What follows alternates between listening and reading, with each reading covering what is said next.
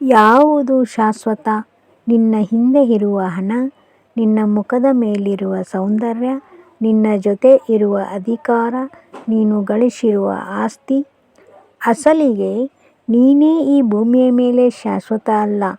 ಇನ್ನು ಮೇಲೆ ನೀನು ಗಳಿಸಿರುವ ಆಸ್ತಿ, ಅಂತಸ್ತು, ಅಧಿಕಾರ, ನಿನ್ನ ಸೌಂದರ್ಯ ಹೇಗೆ ಶಾಶ್ವತ ಆಗಲು ಸಾಧ್ಯ? ಒಂಟಿಯಾಗಿ ತಾಯಿ ಗರ್ಭದಿಂದ ಬಂದಿದ್ದೀಯ, ಒಂಟಿಯಾಗಿ ತಾಯಿ ಗರ್ಭದಲ್ಲಿ ಸೇರುತ್ತಿದ್ದೀಯ. ಇದು ಮಾತ್ರ ನಿಜ. ಆದ್ದರಿಂದ ಒಂಟಿಯಾಗಿರು, ತಾಳ್ಮೆಯಿಂದಿರು, ಯಾರಿಗಾಗಿಯೂ ಗೋಗರೆಯದಿರು, ಯಾರ ಹಿಂದೆಯೂ ಜಾರದಿರು. ನಾವೇ ಬೇಕೆನ್ನುವವರು ಬರಲಿ, ಬೇಡ ಎನ್ನುವವರು ದೂರವೇ ಇರಲಿ.